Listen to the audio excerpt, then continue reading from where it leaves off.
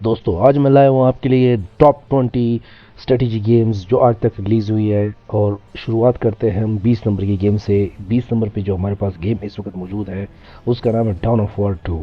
Don of war 2 2008 में release हुई थी और इस गेम में बेसिकली होता ऐसे है कि आपके प्लेयर्स जो होते हैं अगले फैक्शन के साथ लड़ते हैं।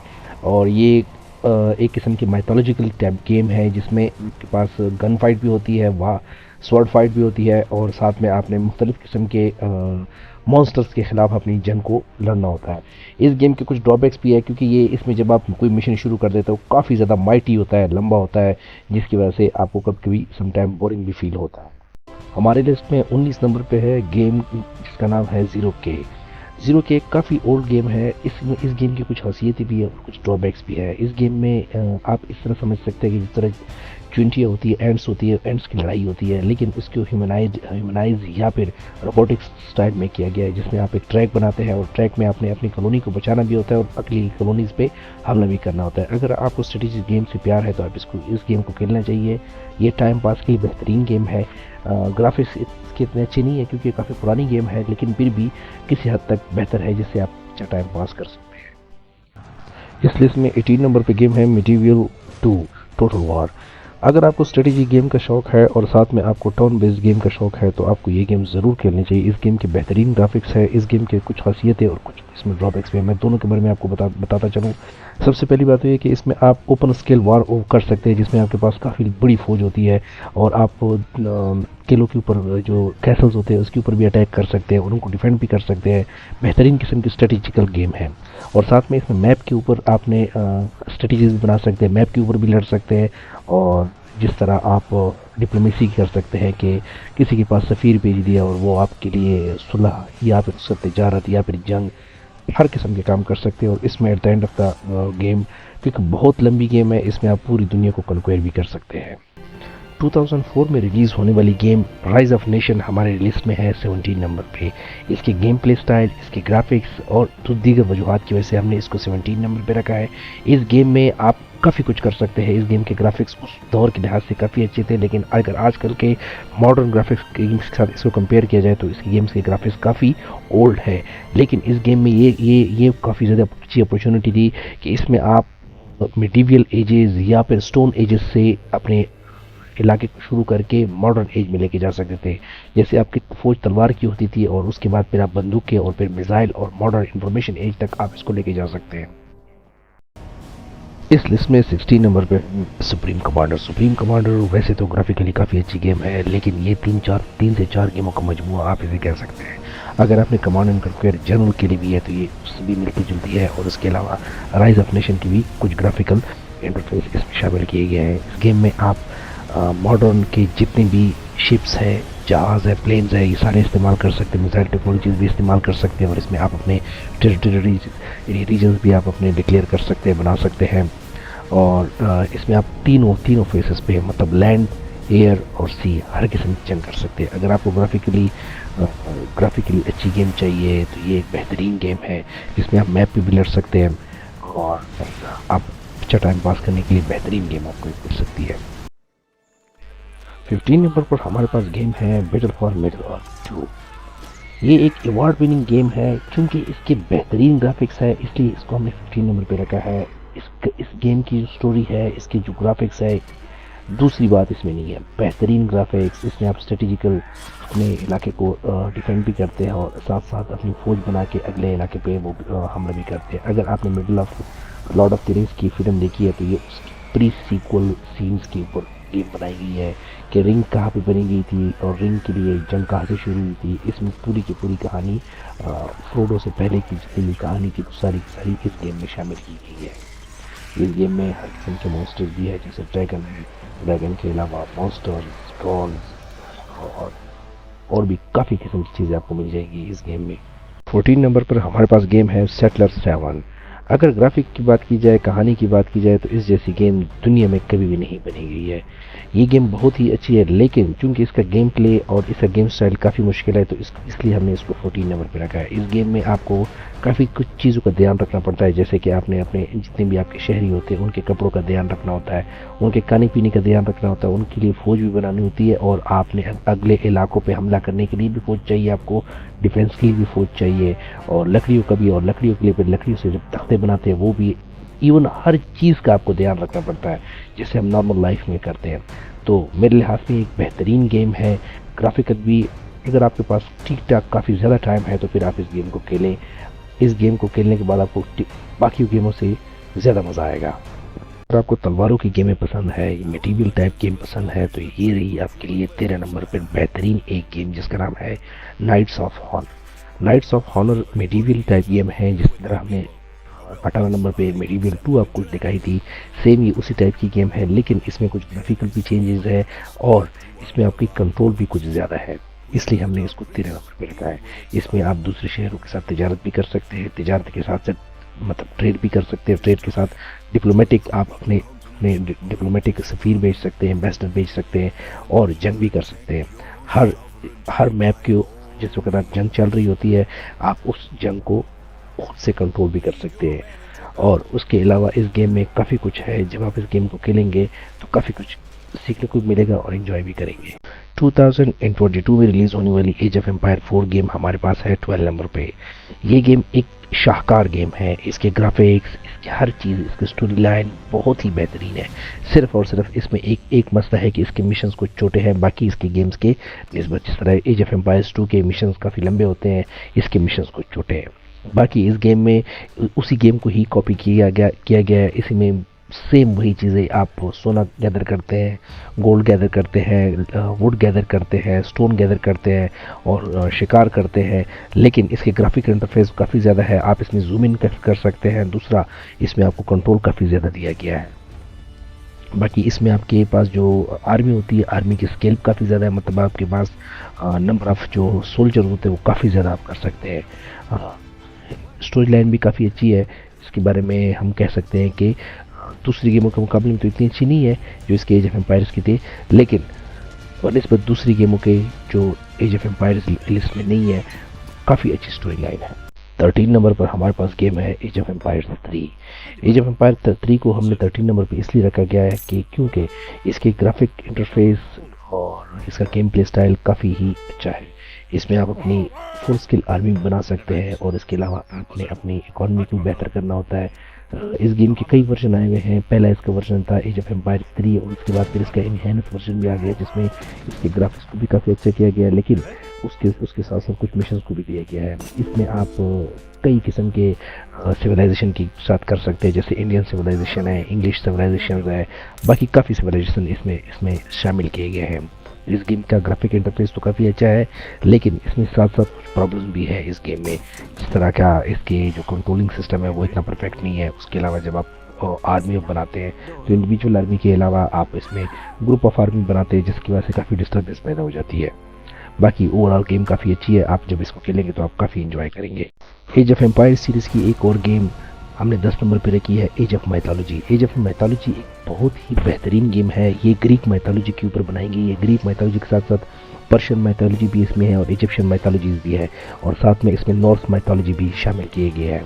ये गेम है तो बेसिकली स्ट्रेटेजी गेम जिसमें तलवारों की लड़ाई है, लेकिन इसमें माइथोलॉजिकल यूनिट्स, इस तरह के हाइड्रा हो गया, या जिस तरह के कई सरों वाले इंसान, ये भी शामिल किए गए हैं, और फोनिक्स, ड्रैगन, हर किस्म की चीज़ें इसमें शामिल की गई है।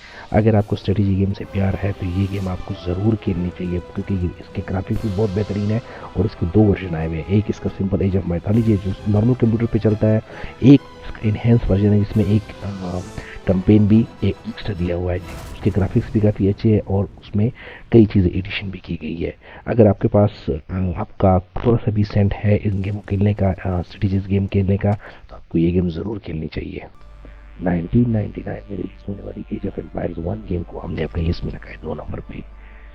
एज ऑफ एम्पायर्स 1 उस वक्त की बेहतरीन गेम थी, इसके ग्राफिक्स भी बेहतरीन थे, इसके स्टोरी लाइन भी बहुत बेहतरीन है, और 2022 में इसका एक डेफिनेटिव एडिशन भी आया है जिसके ग्राफिक्स आप स्क्रीन पे देख सकते हैं कि काफ़ी अच्छे बनाए गए हैं। उसमें कुछ स्टोरी लाइन को भी ऐड किया गया है।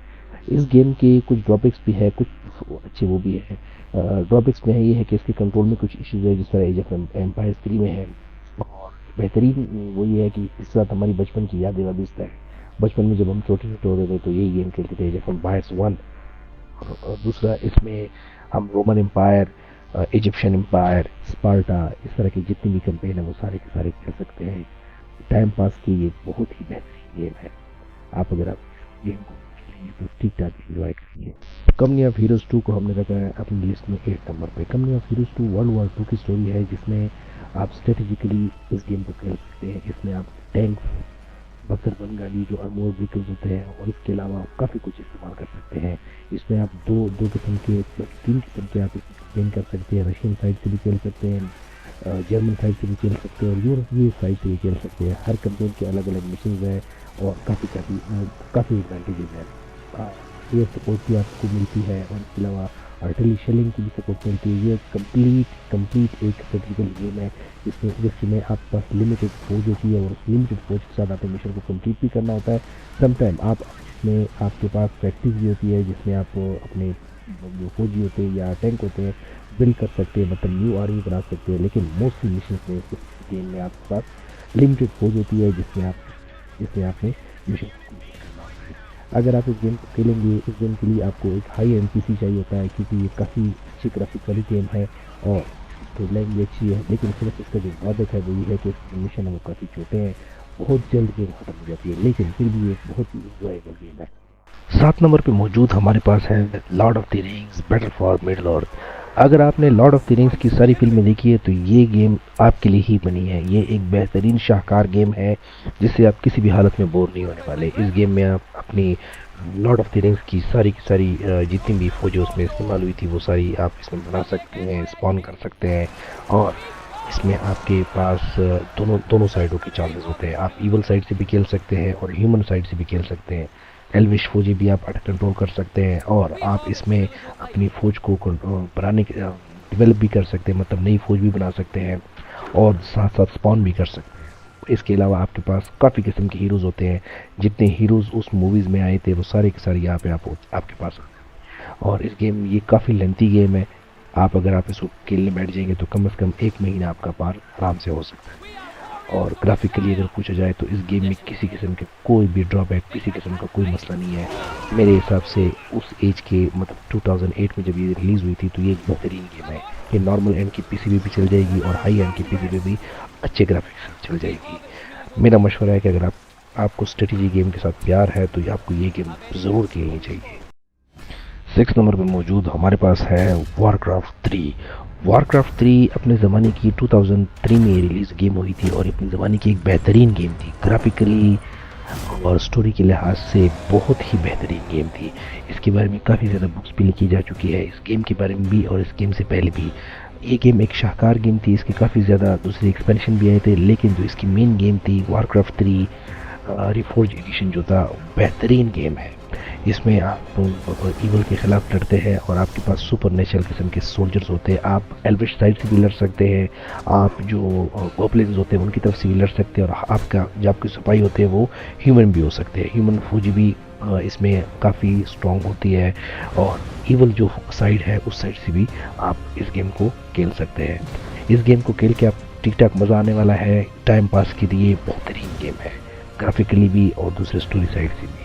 अगर आप अमेरिकन स्टाइल या old Mexican style wild west type games के शौकीन हैं तो हम 5 नंबर पे आपके लिए लेके आए हैं एक बेहतरीन गेम जिसका नाम है डेस्पराडोस 3। डेस्पराडोस 3 एक शाहकार टाइप गेम है जो 2019-18 में रिलीज़ हुई है। इसकी रिलीज़ 2015 में होना था, लेकिन इसकी प्रोडक्शन रेट की वजह से ये 2019 में रिलीज़ हुई है। ये एक कमाल ही स्ट्रेटजी गेम है जिसमें आप सिंगल प्लेयर को कंट्रोल करते हैं और उसके साथ अपने मिशन को कंप्लीट करना होता है।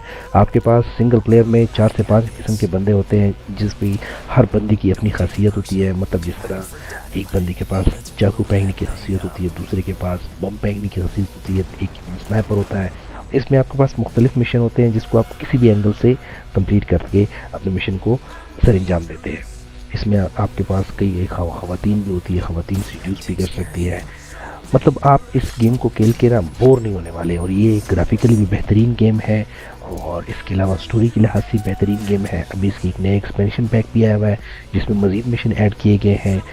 लेकिन इसके एक ड्रॉबैक है कि ये लो एंड पीसी पे नहीं चलेगी, या हाई एंड पीसी पे चलेगी, क्योंकि इसके ग्राफिक ठीक ठाक अच्छे हैं। बहुत ही अच्छी गेम है, बहुत ही शानदार गेम है। स्ट्रेटजी में हमने इसको इसलिए शामिल किया गया है कि आप इसको मुख्तलिफ एंगल से मुख्तलिफ तरीक़ों से। 4 नंबर पर हमारे पास मौजूद है एक्सटर्नल पावर। ग्राफिकली ये गेम चूँकि इतनी अच्छी नहीं है इसलिए हमने इसको 4 नंबर पर रखा, लेकिन स्टोरी वाइज और एक्शन वाइज ये गेम इस गेम जैसी गेम आज तक नहीं बनी। बहुत ही छोटी गेम है, 92 MB या ज़्यादा से ज़्यादा 150 MB करीब गेम है जो आपको 2019 तक के लाइसेंस के साथ मिल जाएगी। लेकिन ये गेम बहुत ही बेहतरीन गेम है।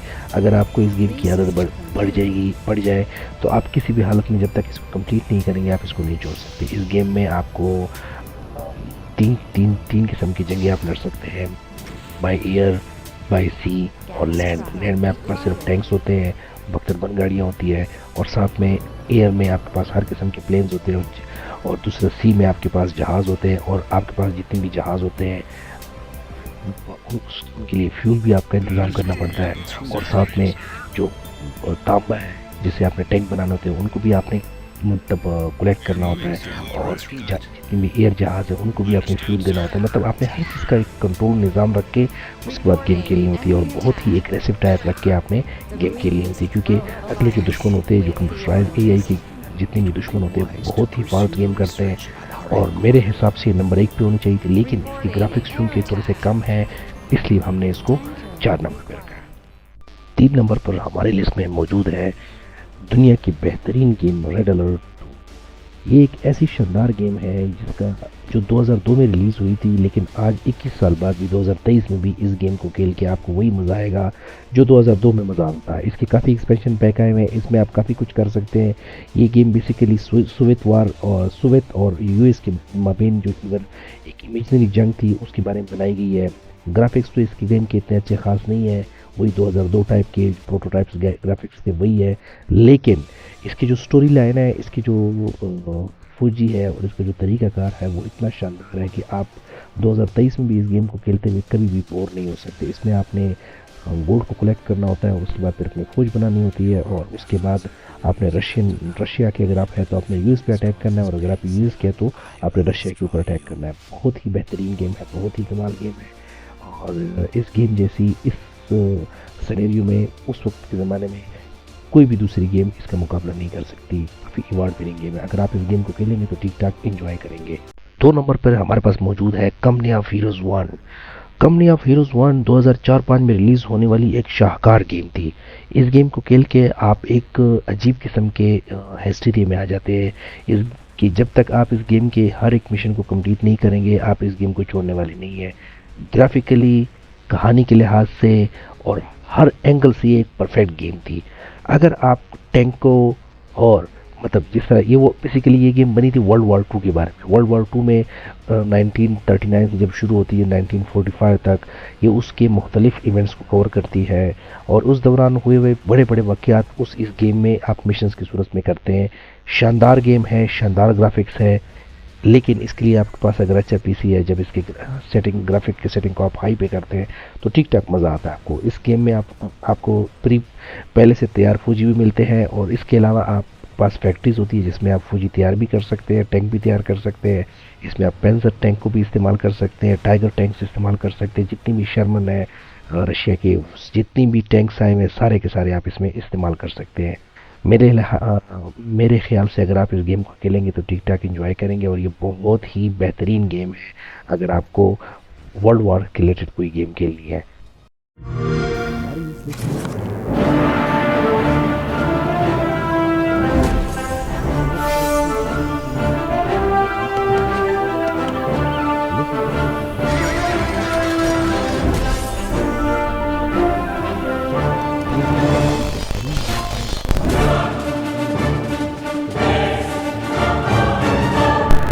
Kingdom sits at a crossroads between worlds.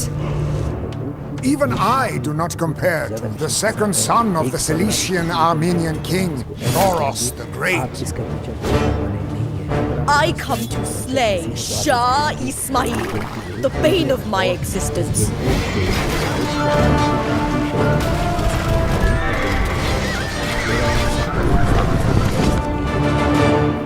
शुक्रिया वीडियो देखने के लिए।